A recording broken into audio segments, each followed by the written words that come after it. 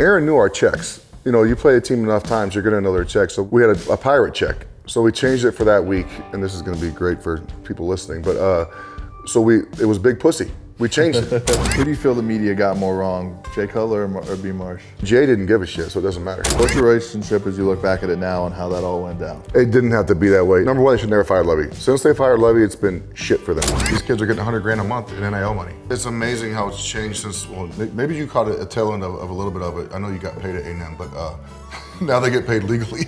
We're living in the good old days. Take a look around. Ain't it funny how feels like we're in the good old days. Go and grab a cup, go and fill it up. Cheers to living in the Welcome to Glory Daze, an Almost Friday Media Original. I'm Johnny Manziel. Today we have one of the greatest linebackers of the 2000s, one of the greatest to ever lace them up for the Chicago Bears. 2005 NFL Defensive Player of the Year award, a Hall of Famer, and one of the most intimidating people that have ever stepped on the gridiron. Welcome to the pod, Brian Urlacher. Being a part of the Bears, that division, I always think about it as great, historic bunch of rivalries throughout there, especially one with Green Bay. How was it going up against Favre multiple times a year, a guy who I loved, idolized, watching growing up? As a kid, same way for me, dude. He was the man. Well, they always played the Cowboys, right? Because they were both good back in the early and mid-'90s. They were always good, so he always ended up playing the Cowboys, so I'd always watch him play. And he's just such a badass. Like, he was tough. He played hurt. He was a gunslinger, took chances. But yeah, playing it, my first season we played him at Green Bay. I actually ended up sacking him the first game. I think I picked him off the next time we played him. So it was a really good chance because he's such a competitor. Same with Rodgers, dudes. Rodgers is a badass too. They're just competitive guys, and they were fun to play against. You know, win or lose, whatever, they were fun to play with. There's great banter, not mean banter, but good banter back and forth, and just fun dudes to compete against. I'm sure there's probably a couple good stories where you're just like, man, yeah, that's just him being who he is, where he's just like, he's going to torture us a couple times when you feel like you're in the perfect spots. You got everything hemmed up. No, we knew we were getting our chances to get our hands on 2 or 3 in a game. It's just a matter of catching them because he threw the ball so damn hard. I remember that we played him in 01. He threw it at me, and it went. I had it right here. It went right through my hands, and luckily stuck in my chest between my arms and my helmet. And I trapped it against my helmet. But that ball is moving. The velocity he throws the football with was amazing.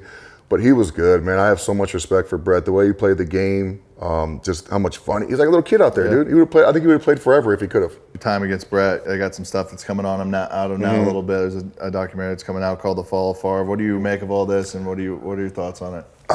It's the media, number one, making the until I see it, you know, either legally or from Brett's mouth, I'll believe what I want to. You know, I think you always hear things, guys are guilty before proven guilty. I don't like that. I like to think that they're innocent until they're proven guilty, which is the way it's supposed to be in America. You know, and not just because you're an athlete, you're guilty all of a sudden. You know, you see all these charges come out against some of these guys, and the media automatically makes them guilty just because they're allegations. And a lot of times they get turned down the other way. Sometimes they're true. It goes both ways, but I like to make my own opinions.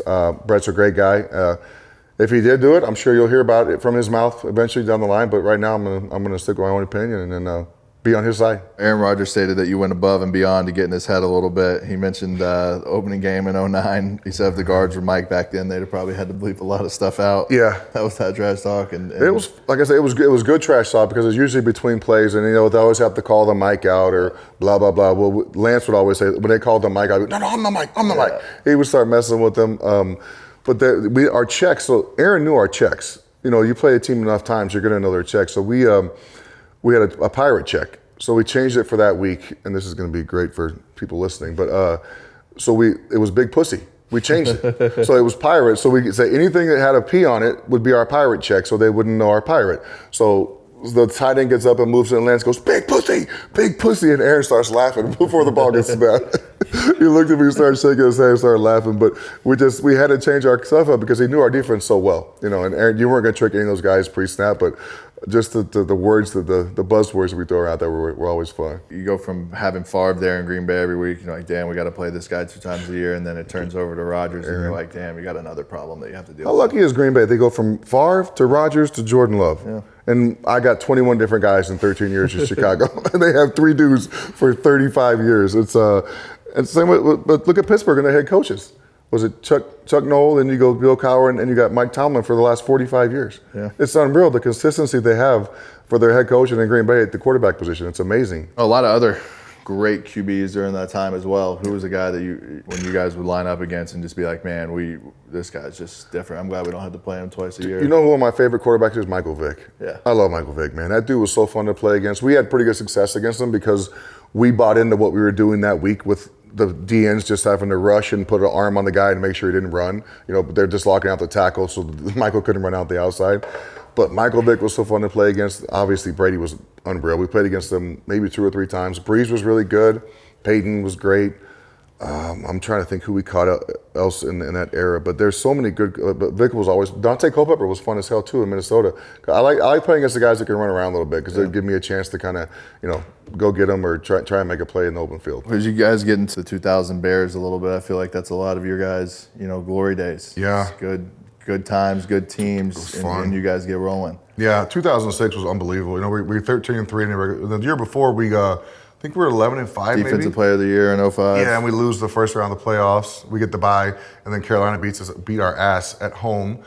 And then the next year we go going 13-3, and we get to the Super Bowl, and then we go down to Miami and just get our butts beat by the Colts. But man, even 2010, I thought we were better than 2006.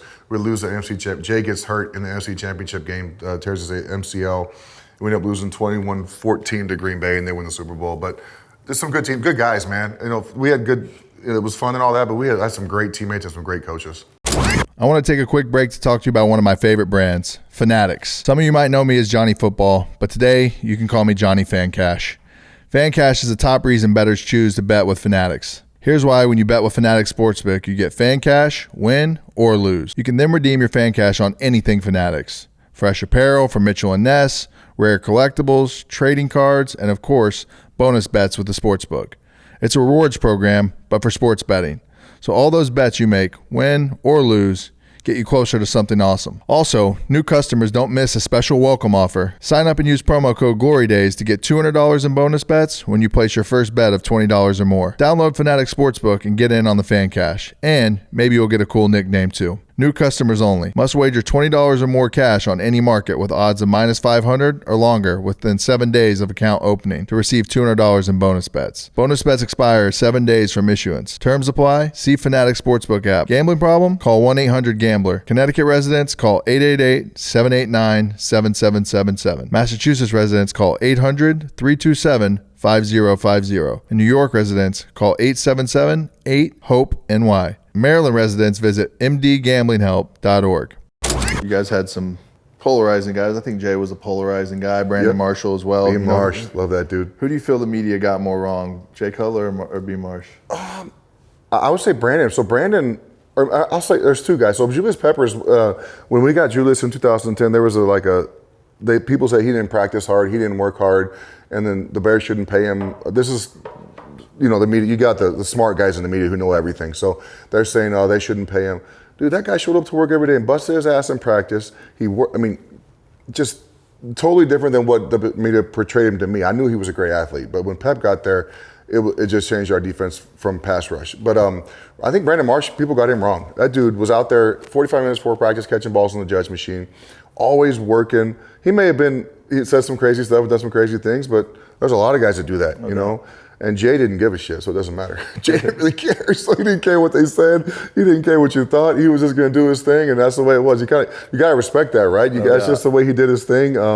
But I think Brandon Marshall, they really missed on that guy because he was a good teammate. And that's how I kind of judge guys. Their play is their play, whatever. But if they're good in the locker room and they're fun to be around, they treat their teammates with respect, I can handle that. Yeah. And that's really what matters the most. I think you hit it right on the head. It's like, yes. Forget what they say on the outside, whatever it is, depending on how you are in the building and how you are to your guys.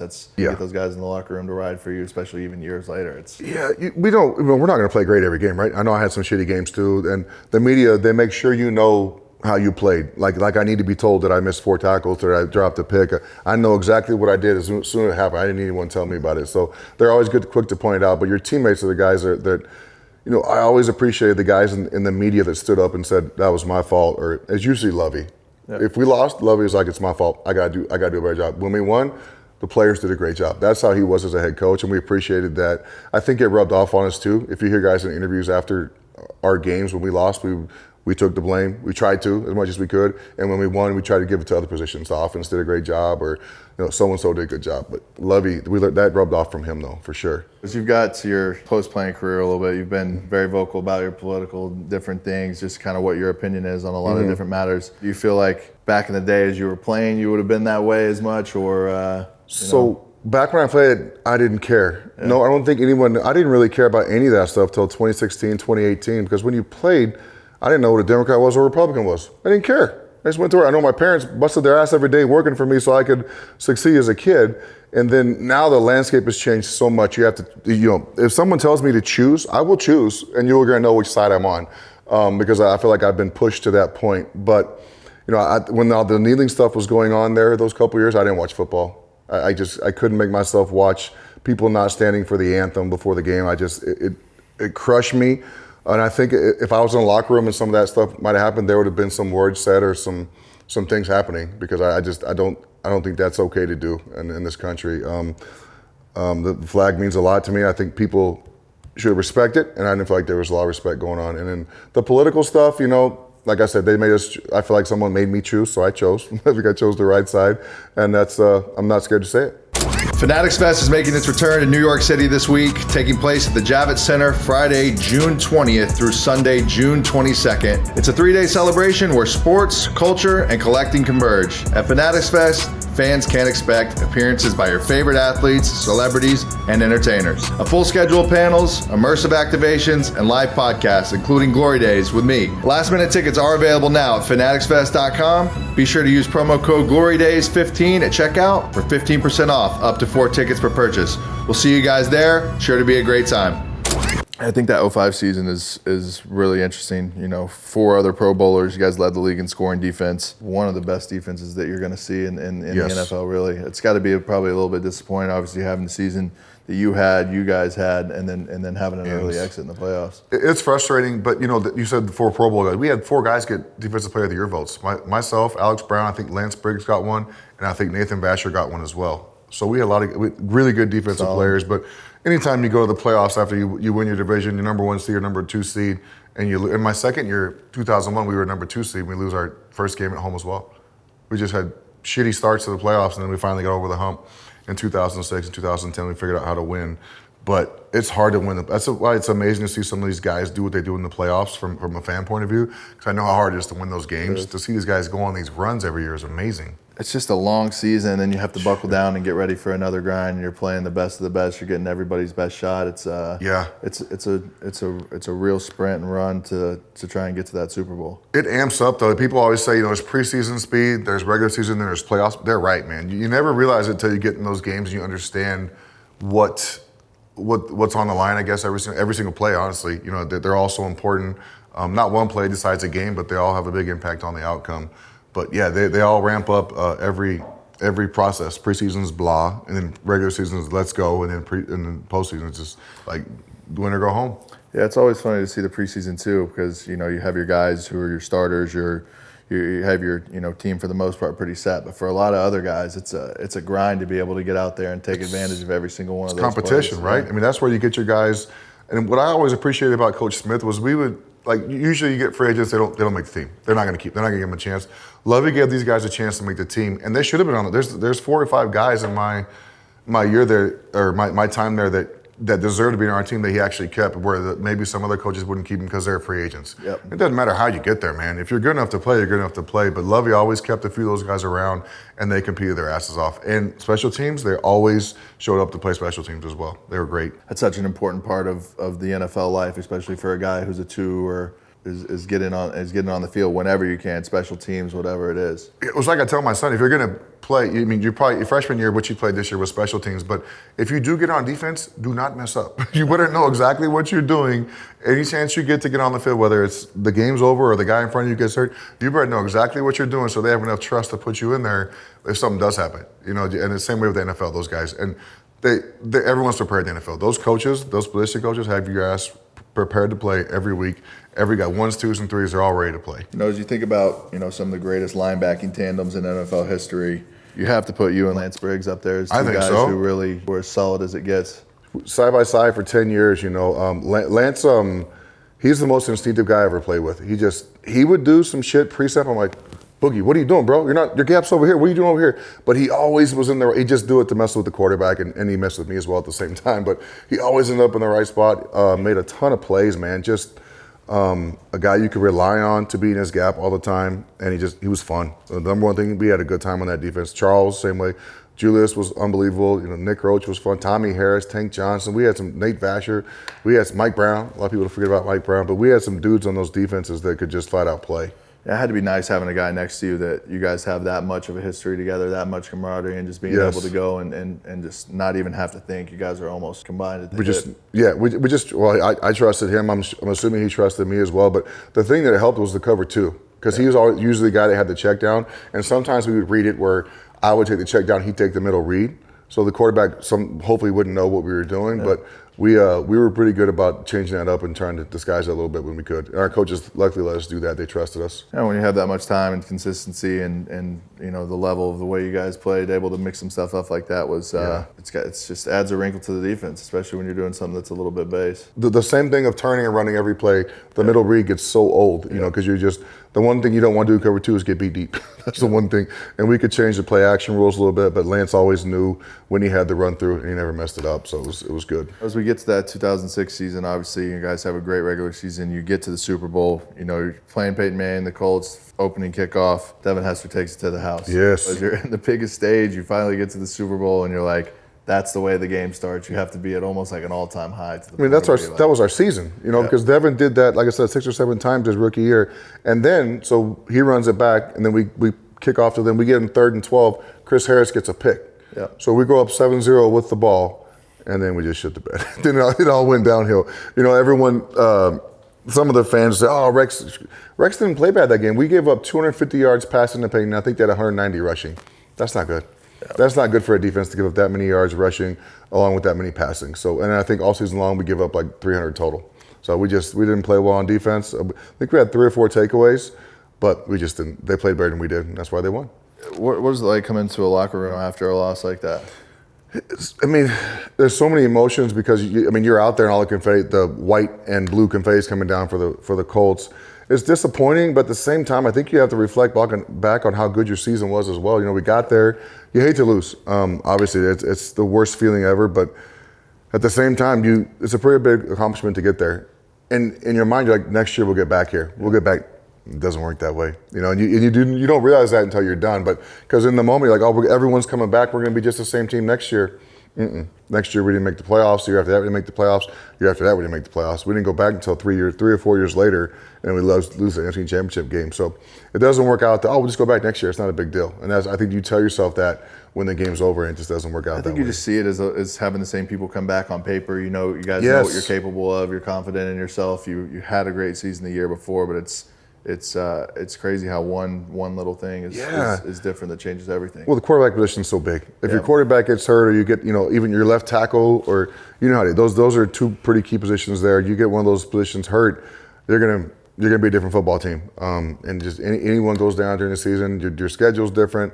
Teams prepare differently for you, so it's just not that easy to say, oh, we're going to get back, we're going to be the same team. And you're never the same team with free agency. You always have different how was guys. that for you as a guy who played on a really solid defense? The quarterback position for you guys was always a topic of discussion. It was. I think I had 21 different starting quarterbacks in 13 years. That's unbelievable. That's a lot, dude. Yeah. I think 3 of them my rookie year. Rex did a good job for us. Rex Grossman was a stud. Rex took us to the Super Bowl. I think Rex was there for 3 or 4 years, and he went to the Redskins. Kyle Orton, I love Kyle Orton. Kyle Orton was a great quarterback as well. Then we had Jay for a couple of years. I thought with Jay, talent-wise, I've never seen anything like this guy. He could run the football. He could obviously make all the throws. He was athletic. He was smart. We couldn't put it all together when we had him. But those 3 guys right there, I think we could have really done some damage if we'd played better at certain points in the season. My rookie year, I was with Kyle Shanahan.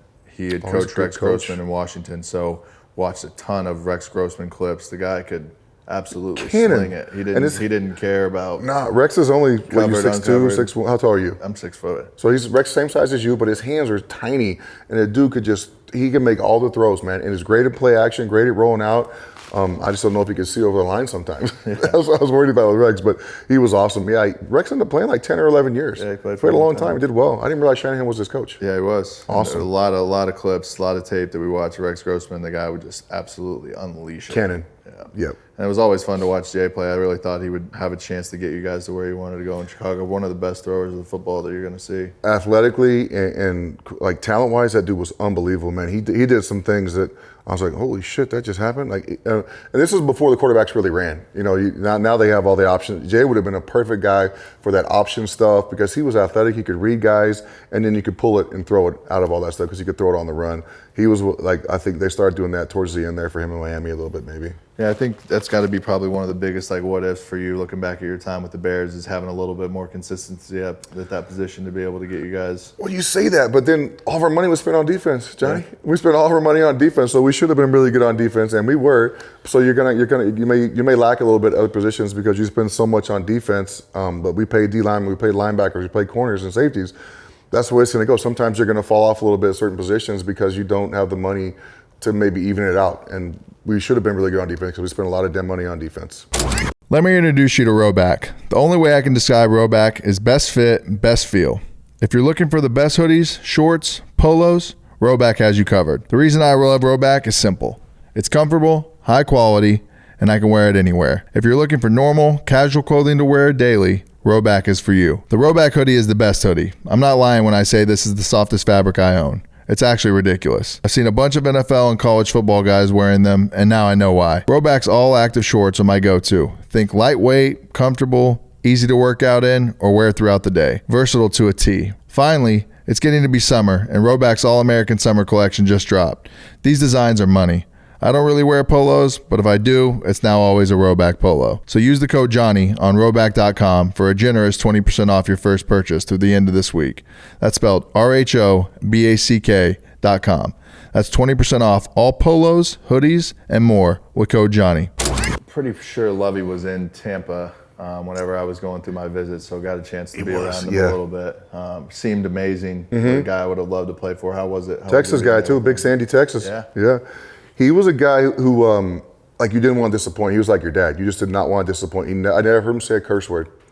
So we're at halftime with Detroit in 2010, and I think we're down 14 or 20-6, and we're really good that year. And they had a backup quarterback in, and they were beating us 20-6 or 17-6. He said crap, darn, and dang in the same sentence. I was like, oh shit. We better get together and go the second half. We ended up beating them. We beat the crap out of him the second half, but he had this way of letting you know when it was time to go. Never cursing or nothing like that, but he just, guys knew when it was time to play because Lovie would say something or just nudge you or something, and you just knew it was time to go. You were never a free agent with the Bears until your very last season. Yep. You know, they end up firing Lovie. They tell you that they're moving on for you. You got to be pissed with how they handled it at the time. Yeah. Well, what's your relationship as you look back at it now and how that all went down? It didn't have to be that way. They shouldn't. Number one, they should never fire Lovie. Since they fired Lovie, it's been shit for them. They've gone through 4 or 5 head coaches. You know, we're 10-6 that last year. They fire Lovie. So they hire a GM. They fired Jerry Angelo my 12th year because we didn't have a backup quarterback when Jay got hurt. So they fired Jerry. Allegedly, that's the reason why. We go 8. We were 7-3. Went up 8-8. They fired Jerry. Next year we go 10-6 with the new GM, and they fire Lovie. We were in the playoffs, and then Minnesota beats Green Bay at Green Bay last game of the year, knocked us out of the playoffs. Shouldn't have came down to that, but it did. And they end up firing Lovie. And I'm glad I didn't go back there because I didn't want to play for anybody else, honestly. It would have been weird being with the Bears not having Lovie there. And the whole kind of system changed and everything, the way they did things, the way the locker room was ran, the way just everything, the way Lovie did it changed. So I'm glad, from what I've heard from my teammates who I played with, I'm glad that I was not there. I didn't have to end that way. And the contract-wise, there was an offer made to me, but I just didn't like the way it was handled. You know, they did not have, and the Bears ownership could have stepped in and done something. They didn't do it. And I'm no hard feelings, whatever, business is business, but it didn't have to be handled the way it was handled. It was frustrating for me. Lovie comes in, you spent some time in Chicago. You know, there's a rumor that was around that, you know, whenever he got in there may have been a couple trade rumors that were going around that he tried to ship you out of there. I heard this after the fact. So 2004, so we talked, they ran in Tampa too. So the middle linebacker was basically just a guy who turned and ran down the middle of the field. If you can get a guy who can do that and play the run a little bit, you could save money at middle linebacker, right? Because you had to spend money on a guy. So I just got my new deal before he got there. So I was making a lot of money. And for what they asked the middle linebacker to do, it wasn't much. So why would he need a guy making that much money playing that position? That's when we started to just evolve the defense, where I didn't have to run through.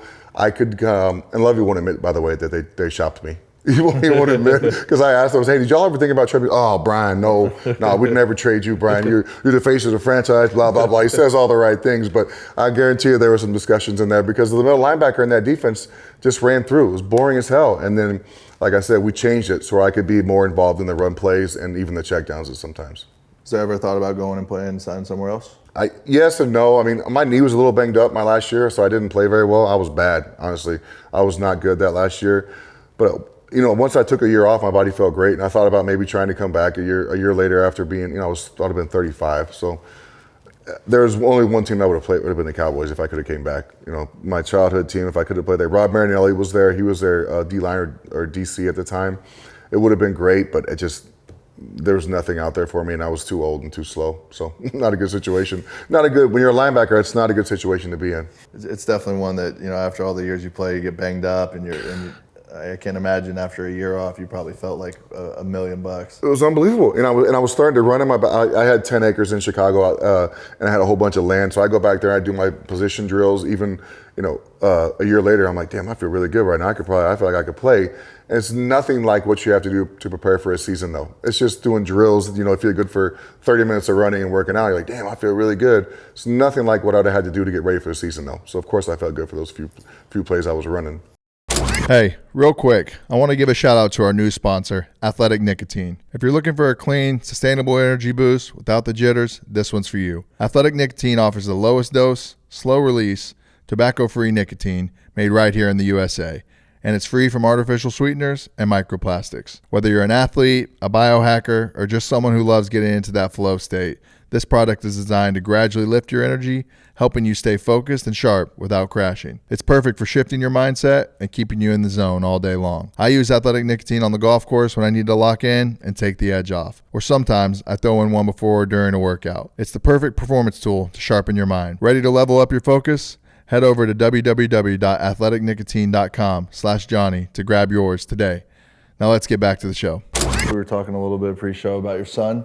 Yeah. Notre Dame. It's probably been fun to be able to watch him get to the college ranks, get to the college level, and get to live his own journey a little bit. It's amazing how it's changed since, maybe you caught a tail end of a little bit of it. I know you got paid at A&M, but now they get paid legally.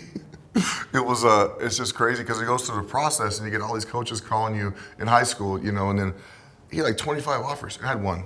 So it's a much different process than mine, but so proud of him. And then he chose Notre Dame. I was very happy he chose that. And then, after last year, they go to the national championship, they go to all the games, and then he goes through spring ball and he's like, I'm going to get in the portal. I was like, what? I told him, I said, when you go to a school, you're not leaving. So just get ready to, if you don't play, get better. If you don't get a shot, there's something's got to change. And then I go back on my word because he goes in the portal, and now he's going to go to USC, which is an hour away from us, so much easier, and he'll get a chance to play. He didn't get that shot at Notre Dame that he wanted to, so he'll get a chance at SC. I always think it's so interesting, whenever you come from high school, you get to college, and now you have checks that are coming in, money and all this stuff. How you manage that? I was, and would have been terrible with You that. had a good time.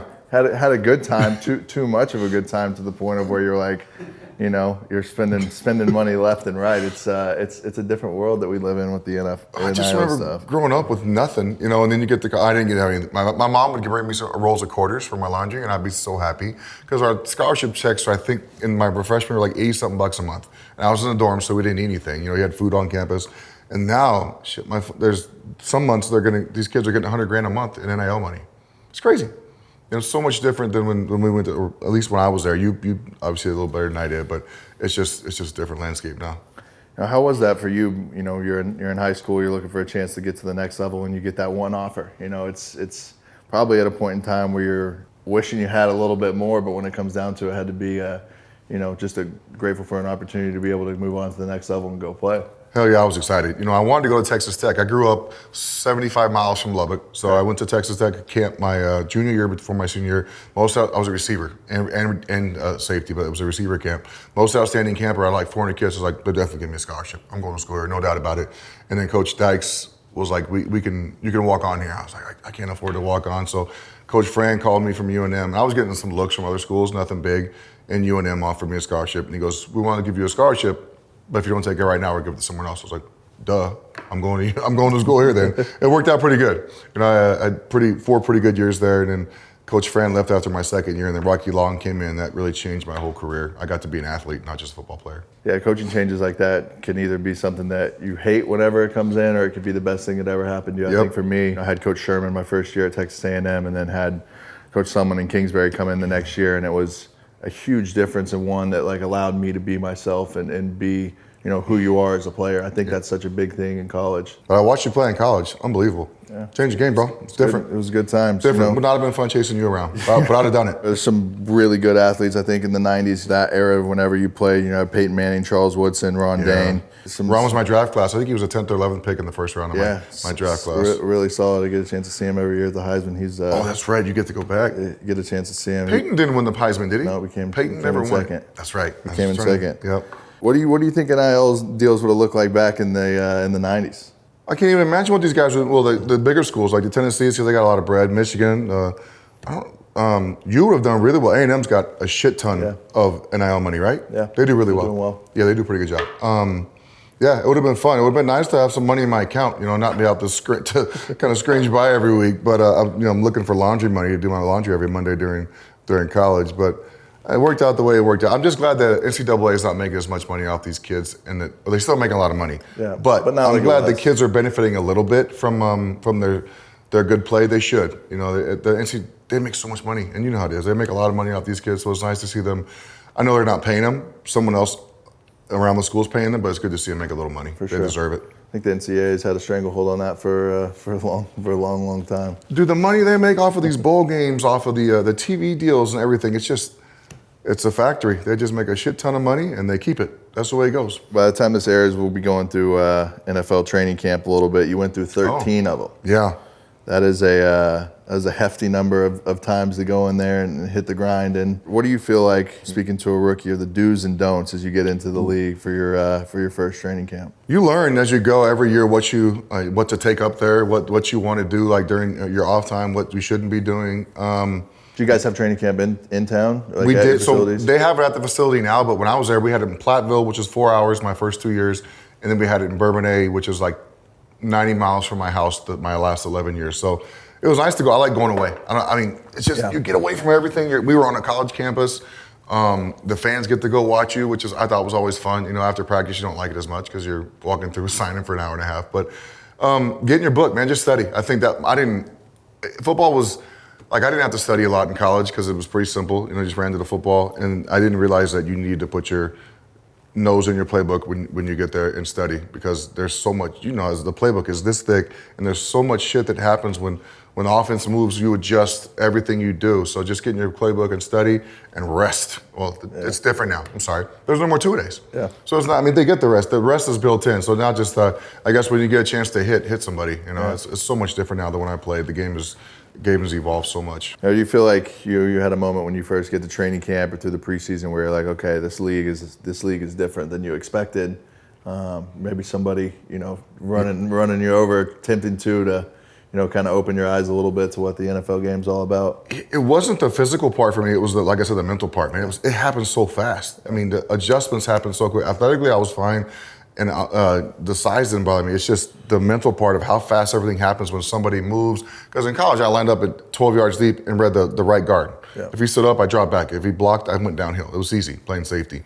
In the NFL, there's just so many adjustments you had to make. So physically, I felt good. I got ran over. Everyone gets ran over. Everyone gets ran over. I missed tackles. I got shook. Tons of shit happened to me bad, but I made a lot of good plays too. But if you play long enough, those things are all going to happen to you. That's just the way it goes. As you're playing safety and you're talking about that's your read, and then you get to a Chicago team and your whole position and everything kind of changes. Yeah. What was that adjustment like? Because you hear that for the first time, it has to be kind of a little bit eye-opening. It's a completely different level of defense. Yeah. So I knew I was going to change positions, and I knew I wasn't going to be a 6'4", 250-pound safety. But they put me at Sam right away because I thought that'd be the best way for me to get on the field. And Sam is locked in over the tight end. You're basically jamming the tight end every play, and in a box. And then I was not good. So I got beat out the second week of training camp. I got beat out. I was starting. I was number 9 pick in the first round, so of course I'm starting. Rosie beat me out, and I should have never had the job. I was terrible. I didn't know how to use my hands. That was so bad. I was athletic, all that good stuff, but I didn't know how to use my hands. And Rosie beat me out the second week. So I'm like, shit, now I'm a backup. I'm disappointing first round pick, blah, blah, blah. Barry Maynard gets hurt in week 2 of the regular season. Greg Bosch says, go play Mike. I'm like, Greg, I've never played Mike. He goes, just run to the ball. We'll fix it later. And I started every game after that at Mike. So I picked it up pretty good. I knew the defense a little bit, but Greg was just like, just run to the football. We'll fix them. And I had some big dudes in front of me that did a great job of holding up blockers.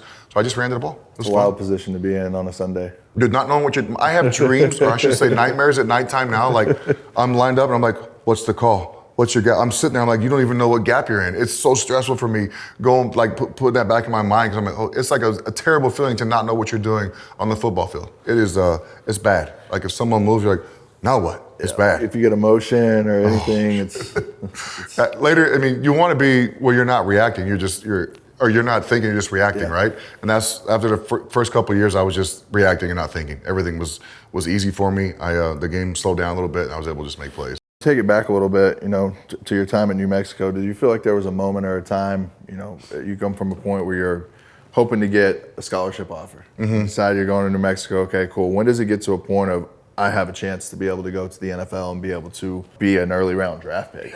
The early round part never really occurred to me. I thought my sophomore year I was okay. I didn't start my sophomore year, but I led our team in tackles at New Mexico. We went to a bowl game. We were really good. I had a senior in front of me. He was good as well. And then my junior year, when Rocky Long came in and put me at the Rover, like the Lobo bag, that's when I got to be an athlete. And I was 6'4", 250, could run. And I played receiver, return kicks. So he just let me be an athlete. And then we started getting more looks then. I think I was projected maybe 3rd round pick if I left my junior year. I thought about it, but just the upside wasn't there. Thank goodness I stayed. Ended up going number 9 the next year. But the evolution of just getting better every year, and that one more year kind of helped me, and to get more eyes on me as well. And I think the combine really opened eyes when I went there and did everything. Yeah, that pre-draft process, you're kind of probably a little bit unsure where you're going to go, where you're going to end up, but yeah. And for me, going to a smaller school, you don't get those guys at your pro day. So for me, I had to go to the Senior Bowl. Yeah. I did everything at the Senior Bowl. I did everything at the combine. I did as many times as I could get those eyes on me. I worked out for them. Yeah. Thanks to Greg Bosch, our D coordinator in Chicago, after they drafted me, because I wasn't going to run at the combine. And he goes, in our meeting, he goes, you have something to hide? I go, no. He goes, why aren't you running? I said, I was advised not to. He goes, are you hurt? Are you slow? He challenged me, and I was like, I'm gonna run now. I ran a 4.5, like 4.56 or 4.57 on the slow turf in Indy, and it wasn't fast back then. So I ran a mid 4.5 at 2:58, and that's really the last workout I had to do. So it worked out good. I'm glad he challenged me. The combine's always always an interesting time. It's a little bit of a gruel. It's a gruel. It's stressful, especially for a young guy going into a bunch of veteran coaches and welcome to the league kind of thing. Yeah, they all have the kind of probably preconceived notions of you, and you don't know what those are when you go in there. And I was a shy kid, so I didn't say a lot in those meetings. But I was projected to go number 9 to the Bears. The first Mel Kiper came out with his draft right after the season was over for the NFL, had me going to the Bears, and that's where I went. It's crazy. I mean, you never think you're in a good draft in the first round coming from where I came from, but he pegged it, and that's what worked out. You remember what Mel Kiper said about you after you went 9th overall? Oh, man. No, I do not. I don't think I was watching. Did he say my name right, hopefully? The commissioner said my name wrong at the draft. I know that much. What did Mel say? All right, play. Lobo football history.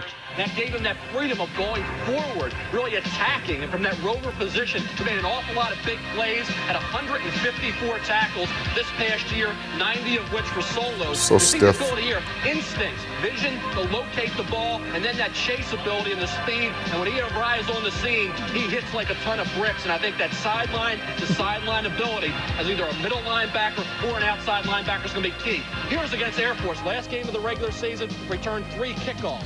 During the regular season, averaged 15.8 yards per punt return. Also, 6 touchdown receptions as a red zone wide receiver. There was even talk about it making him a fullback or a tight end at the pro level. This was at the Senior Bowl where he really settled in as a linebacker, Chris. And if he does that and they leave him at one spot and don't try to make him a safety or a fullback or a tight end, I think he has Pro Bowl capabilities. Oh, he was right. Mel knew his stuff back then.